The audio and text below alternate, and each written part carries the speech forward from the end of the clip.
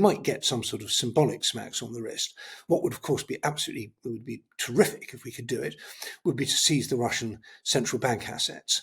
And that's something that I'm pushing for here in Britain, where we have 27 billion of assets in the bank here. The Europeans could do a lot on this, and I'm pushing on that too.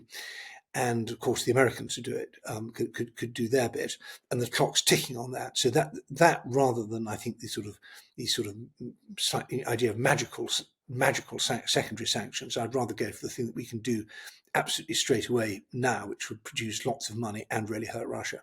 So Putin's current best offer is a 3-day truce for Victory Day. It was described to Frontline by a former advisor to the Minister of Defense of Ukraine, Yuri Sak, last week as putting the genocide to one side for a few days so as not to spoil the party. It's pretty clear, isn't it, from Putin's point of view, that there really is no appetite for compromise. No, I don't think there is. I think at the moment Putin thinks the West is slowly splintering, or perhaps even rapidly splintering, that his economy is managing quite well under the circumstances, that the Ukrainians are on the back foot, and therefore there's no reason to stop. And unless we change that, he will continue, and he's got very maximalist goals of regime change in Kiev and a full incorporation of all the oblasts, not just the bits that he controls. And beyond that, he wants to change the European security architecture back to where it was in the mid-90s. I think he would be unlikely to get everything he wants in one bite, but even getting the first chunk of that will be very important if it demoralizes Europe, splits the Atlantic alliance, and leaves a post-ceasefire Ukraine that's basically defenseless and demoralized. So my big worry in this is that we get what I've called Operation Second Helpings, where there is some sort of temporary pause to the fighting. A lot of the military readiness on our side goes down, and then Putin comes back in 6 months or a year or 18 months and has another go, probably on some sort of pretext where he can claim that the Ukrainians fired first, and then he'll finish the job, and we'll find it very difficult to cope with. But I think Putin would be prepared to take some sort of truce, so long as there's no real security guarantees for Ukraine and no prospect of Ukraine being able to resist a further attack. And in terms of leverage, what are the chances, do you think, of Senator Lindsey Graham's sanctions and tariffs bill being passed in the US? He wants to put bone-crunching sanctions, it's been described as against Russia, and massive tariffs on the countries who are buying Russia's oil, petroleum products, natural gas and uranium. What are the chances of that actually going through? They're not zero. And I think that if Trump feels that he's been cheated by Putin, that Putin claimed he was interested in ceasefire and peace, and now is pursuing these maximalist goals, there is a chance that Trump will decide to teach Putin a lesson. But I don't think it's a very big chance. I think that there's fundamentally Trump's attention span's quite short, and we've seen with other international what one might call preoccupations, I wouldn't call them policies, but he plays with the idea of Panama, tosses that aside, Greenland, tosses that aside, Canada, that's boring, not going to do that anymore.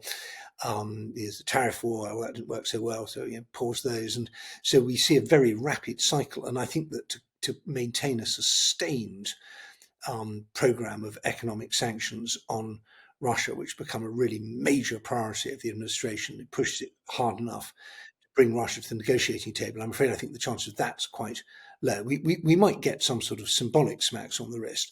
What would, of course, would be terrific if we could do it, would be to seize the Russian central bank assets. And that's something that I'm pushing for here in Britain, where we have 27 billion of assets in the bank here. The Europeans could do a lot on this, and I'm pushing on that too. And of course, the Americans who do it could do their bit, and the clock's ticking on that. So that rather than, I think, these sort of idea of magical secondary sanctions, I'd rather go for the thing that we can do absolutely straight away now, which would produce lots of money and really hurt Russia. So, how are you getting on? You say you're pushing for that in Britain, and I mean, it's been talked about for quite some time, hasn't it? Are you confident that at some stage that this will actually be agreed, that those frozen Russian assets will be released? I would love to be confident. It's astonishingly frustrating, and we had a amendment to the Ukraine assistance bill back in January, where we got friendly parliamentarians to push this in the House of, I think it was in the House of Lords as an amendment, and the government said no. And there's nervousness about the legal position, and there's nervousness about what it will do to the confidence in sterling and the euro. And my answer to that is, we'll find, there are legal ways of doing this. And if your lawyers tell you you can't, then get different lawyers and find out a way that you can. And yes, there will be some damage to confidence in the sterling and euro as reserve currencies, but there's a lot of damage being done to the dollar as well recently. And so we're actually, oddly, Trump's made it a lot easier, I think, to say that we're going to seize the euro and sterling assets. And I hope the European foreign ministers are meeting in the Gymnich informal as we speak. I hope it may come up there. I'm hoping to get it discussed at finance ministers' meetings as they're coming up. There's a lot we can do, but in the end, it boils down to political will, and that, I'm afraid, is still lacking.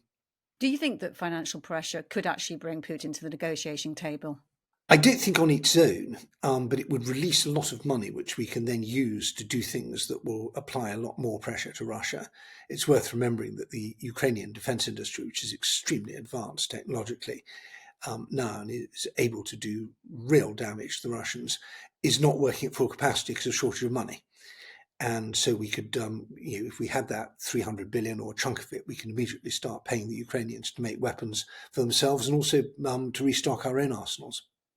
One of your specialities is transatlantic relations, and the former US ambassador to Ukraine, John Herbst, told Frontline a couple of weeks ago that there is a large number of Republicans in Congress who are uneasy about the direction of travel of the new administration on foreign policy and towards the war in Ukraine, and that a recent poll of the public found 61% of Americans think he's weak on Putin, with something like, as in Trump, and 69% thinking aid should continue to be given to Ukraine. Do you think there is a growing swell in the American public to actually be more vocal about Ukraine? Do you have some hope there? I do have some hope, but I also notice that what my Republican friends tell me in private is very different from what they'll say in public. And I think so long as they are worried about having Elon Musk's millions deployed against them in primary campaigns before the midterms, they are going to be quite quiet. And the cowardice of the congressional Republicans, seen from here, is just prudent self-interest seen from there.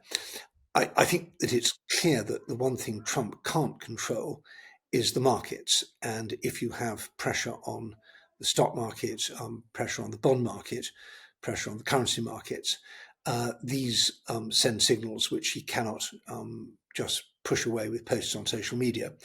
And that financial pressure changes the political pressure, changes the political weather as well. And so we may see both pressure from the markets to change course, but also congressmen thinking, well, my voters are really unhappy about some of these foreign policy things and what they're doing, and I'm going to speak out a bit more boldly. But I don't. I think there's a great danger in our thinking about this, that we look for sort of magical solutions and we think someone's going to intervene. The congressional Republicans are going to tell Trump he can't do this anymore. The court's going to tell Trump he can't do this anymore. And then suddenly it's all going to be all right again. It's not. We have to get on with our job here in Europe. We have to spend a lot more money. We have to take a lot more risk. We have to accept a lot more inconvenience. And we have to accept that the old transatlantic alliance, as we imagined it, and it was never quite what we imagined, but that's over. This is our job now, and we have to really just push on and not hope for magical solutions from across the Atlantic. And Edward, you were based in Moscow from 1998 to 2002 when Putin first became president. How was he regarded in Russia at the time by the public and by foreign journalists like yourself? And with hindsight, is there anything which could have prevented the existential threat that he's posing to Europe today? Well, the first answer to your question is that when he came in initially, he was not regarded as particularly impressive. He was this sort of small grey figure from the shadows, and he looked as though he would be. I think there had been 4 prime ministers already that year when he was made prime minister, and quite likely there'd be more to come. And then when he did become president, he was seen as the sort of Yeltsin regime's placeholder who was there to stop them getting locked up. And there were lots of jokes. I'm afraid they're untranslatable and extremely rude, so I can't tell them on Times Radio. That various sort of jokes with complicated puns. Tell me later. So there was not and so he certainly grew into the job. But I think it's very important not to over-personalise this. One of my fundamental points, which I've been banging on about for years, is that our problems with Russia predate Putin. It was 1993 that the Yeltsin's advisor, Sergei Karaganov, came out with the so-called Karaganov Doctrine, which said that anyone who speaks Russian anywhere in the world is in a political category which deserves protection from the Russian state. And that was basically the same attitude that Hitler took to the Volksdeutsche, who was stranded outside Germany after the Versailles Treaty. And it was an extremely dangerous doctrine that Russia has. We in Britain, we would never say we have the right to intervene on behalf of English speakers in other countries. It's a sort of old-fashioned imperialist sort of ethno-nationalist approach. And all through the 90s, there were plenty of warning signs about the way Russia was going, and we chose to ignore them. We were warned by Estonians, Latvians, Lithuanians, and others in terms, and we patronised and ignored and belittled those warnings. So I think that Putin is a symptom of something very deep-seated in Russia, which is the sort of basic idea of Russian imperialism, and we shouldn't over-personalise this. And when he's gone, the problems will remain. And Ed, we are speaking finally on the 80th anniversary of VE Day, Victory in Europe. What lessons do you think we can draw that apply today when Europe is again facing a very existential threat? Well, I think we should be honest about history. And I started this by outlining Putin's sort of war myth. And of course, there are very good rebuttals to that. Western help was absolutely vital for the Soviet Union to defeat the Nazis. They never say thank you. Hitler and Stalin were co-conspirators before they were enemies. Putin hates any talk of the Molotov-Ribbentrop Pact. Most of the fighting actually took place outside the territory of what's now Russia, and a disproportionate share of the casualties were actually non-Russians. The liberation of Eastern Europe was actually very rapidly followed by occupation and so on and so forth. So we should make all these points, but we should also be pretty clear about our own shortcomings and the complacency and naivety and greed of the 1930s, I'm afraid, are still marching over Britain and over other countries. We love celebrating VE Day. We're much less good at thinking honestly about how we got into the mess in the first place and how very narrowly we escaped the fate we deserved in the in 39-40. It's not often recognised that most of the British Army didn't fire a shot between Dunkirk and D-Day because it was still busy being trained, because we were so militarily weak after the disarmament of the 20s and 30s. And I'm afraid we're making the same mistakes again in spades now that our armies are profoundly, Army, Navy and Air Force, are all profoundly hollowed out. And we've lost a lot of the sort of resilience that we need to cope with the sort of stress that a conflict of any kind would bring. So I will sing along with Vera Lynn, and tear will go in my eye as I see the Spitfires fly over, and these other sort of things we do. But the bleak truths of the 1930s deserve very careful and study and a lot of humility when we look at them and our position now. Edward Lucas, it's been great speaking to you. Thank you very much for your time. Thanks, Kate. You've been watching Frontline for Times Radio with me, Kate Chabot. If you'd like to be the first to get exclusive content, you can sign up for membership with the link below. You can also listen to Times Radio for the latest news or read it on thetimes.com.